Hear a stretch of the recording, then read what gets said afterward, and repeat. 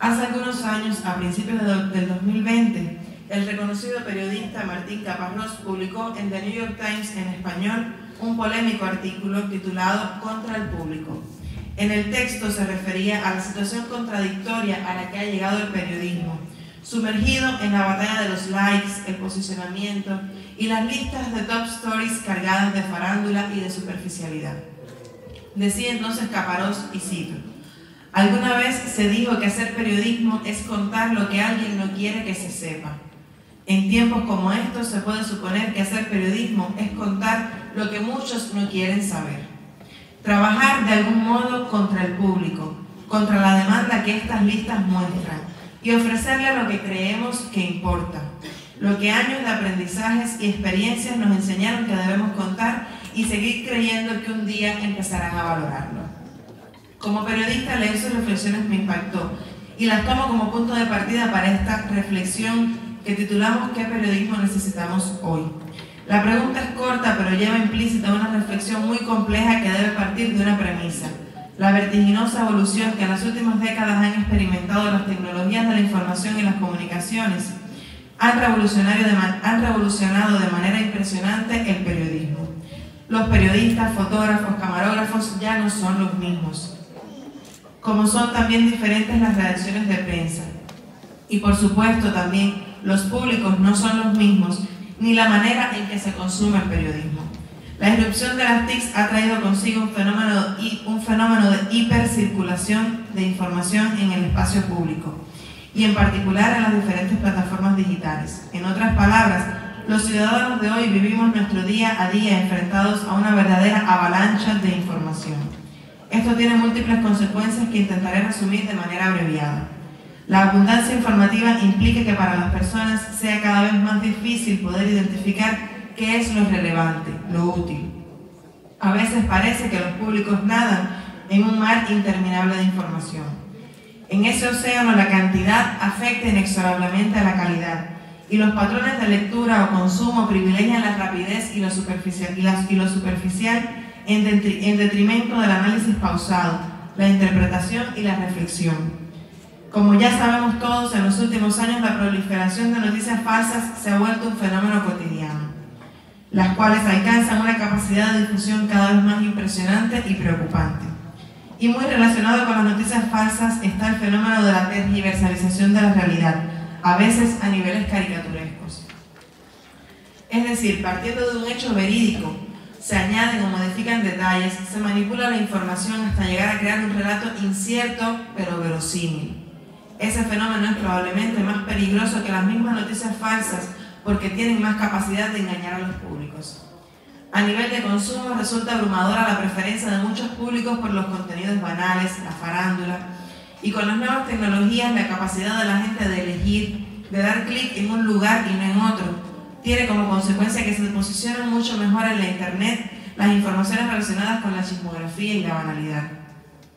Como nos decía Caparrós, esto lleva a los periodistas a un serio conflicto. ¿Le doy al público lo que el público quiere o lo que yo como periodista considero que es más útil y beneficioso para él y para toda la sociedad? Otro elemento que quisiera mencionar se refiere al intrusismo profesional. En la actualidad cualquier persona con un celular en la mano puede jugar a hacer periodismo, y sus contenidos pueden llegar a millones de personas en cualquier parte del mundo. Sin embargo, como todos sabemos, hacer periodismo es una misión muy seria que requiere de practicantes con alto valor, con un alto grado de competencia profesional y de compromiso social. En los últimos años hay un nuevo factor que ha llegado para complejizar el panorama: la inteligencia artificial, o la denominada inteligencia artificial, que como toda tecnología novedosa irrumpe con ventajas e inconvenientes. Por un lado, es cierto que tiene potencial para facilitar y agilizar enormemente el trabajo de nuestras redacciones de prensa, pero al mismo tiempo pueden producirse fenómenos muy negativos como el declive de la calidad del trabajo y la suplantación del rol del periodista. Esto último sería fatal, pues para hacer periodismo nuestras sociedades requieren cada vez más de seres humanos conscientes, responsables y comprometidos, no de robots. Entonces, una vez esbozados algunos de los rasgos que caracterizan el panorama mediático y periodístico en la actualidad, creemos que es momento de preguntarse: ¿qué periodismo necesitamos hoy? ¿Qué debemos hacer nosotros, los periodistas, para que nuestra profesión permanezca fiel a su deber social? Sin pretender ser exhaustiva, me atrevo a compartir algunas reflexiones en este sentido a partir de la experiencia de trabajo que tenemos en Prensa Latina. En primer lugar, creemos que la formación de periodistas en las universidades y facultades deben tener dos componentes esenciales. Uno de competencias técnicas y operacionales que le permitan dominar la técnica periodística y los diversos lenguajes y en general todas las herramientas que en la actualidad son indispensables para funcionar como un comunicador eficaz. El otro componente se refiere a una formación integral humanista. Los periodistas deben tener una alta preparación en temáticas como la historia, la filosofía, la economía, la política, la literatura y el arte, para ser sujetos capaces de analizar la realidad que les rodea, interpretarla, identificar los conflictos y desafíos de las sociedades, para poder así realizar su labor con alta profesionalidad.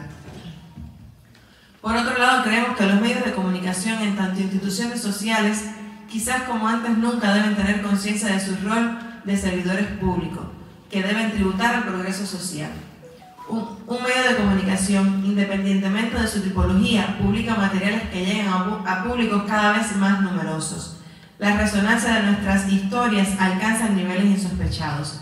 En consecuencia, debemos ser coherentes con ese deber social de informar de manera responsable, para así contribuir a formar seres humanos conscientes y comprometidos con sus sociedades. Consideramos además que el periodismo de hoy debe recuperar los valores y las premisas que han definido la profesión desde sus primeros días y que a veces parecen desdibujarse en la avasalladora lucha por los likes y el posicionamiento. La objetividad, el uso adecuado de las diversas fuentes de información, el manejo pertinente de los datos, el apego permanente a los códigos de ética, la existencia de regulaciones sociales en el ámbito que nos ocupa, deben seguir siendo los principios básicos en el ejercicio del periodismo en la contemporaneidad. Un cuarto elemento que nos parece relevante es que el periodismo de hoy debe ser consciente de la globalidad, en dos sentidos. En primera instancia, porque los desafíos que enfrenta la humanidad cada vez son más globales. Y en segunda instancia, porque el periodismo en sí mismo es cada vez más global. Es ampliamente conocido que ningún país o pueblo, por sí solos, será capaz de superar las diversas crisis que sacuden hoy los cimientos de la civilización humana, empezando por el cambio climático, que es probablemente una de las crisis más conocidas a nivel internacional. Por esta razón, los periodistas, incluso si trabajamos diariamente en asuntos locales o particulares, debemos saber que en este mundo súper interconectado, ninguna realidad puede verse de manera aislada y los grandes desafíos involucran a todo el planeta, tal como queda perfectamente esbozado en la Agenda 2030 impulsada por las Naciones Unidas. Un quinto asunto que quisiera abordar se refiere al ordenamiento mediático tanto a nivel nacional como en su dimensión internacional. Ya desde principios de la década de los 80, la UNESCO puso a disposición de la comunidad internacional el valioso informe McBride, un documento paradigmático que alertó acerca del fenómeno de la concentración del flujo informativo en manos de los grandes monopolios de comunicación y sus consecuencias negativas para nuestras sociedades. Aquel texto fue un llamado a democratizar la comunicación, a promover procesos comunicativos horizontales y a dar voz a todos los pueblos por igual. De ahí el nombre oficial del documento: Un solo mundo, voces múltiples.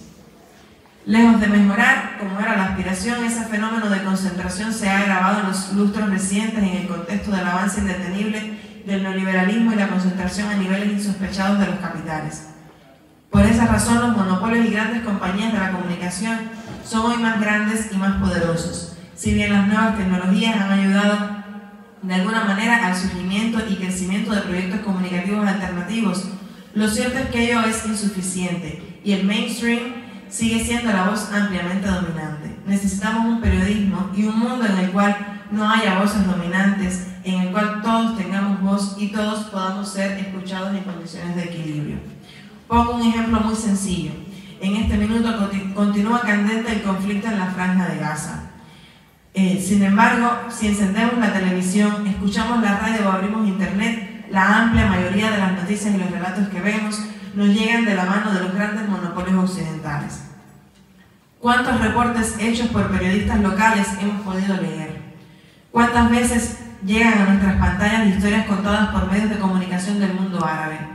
¿Cuántas veces hemos podido contrastar la versión occidental de la noticia con una versión diferente, alternativa? Hay que admitir que muy pocas veces, y hay que admitir que el desequilibrio es total. Por eso cada vez tiene más vigencia la necesidad de fomentar un ordenamiento mediático internacional caracterizado por la existencia de voces múltiples. Para terminar, y muy relacionado con el mundo anterior, quisiera subrayar algo que me parece vital y que desde Prensa Latina fomentamos con mucha intencionalidad: las alianzas entre los medios alternativos. En este escenario caracterizado por la hegemonía de las grandes corporaciones, los proyectos de comunicación de menores dimensiones deben apoyarse unos a otros, para tener así más posibilidades de que esas voces múltiples se abran un espacio. Por eso la agencia celebró en enero su conferencia internacional Nueva Operación Verdad, y por eso lanzamos la plataforma multilingüe Voces del Sur Global. Por eso tenemos convenios de colaboración con alrededor de 80 medios y agencias que no representan los intereses mediáticos del llamado Occidente colectivo, y por eso estamos hoy aquí participando en este congreso que tanto valoramos. Solo si unimos fuerzas y nos respaldamos unos a otros podremos amplificar nuestro mensaje, siempre bajo el compromiso de que el periodismo contemporáneo tribute eficazmente al progreso de toda la humanidad. Muchas gracias.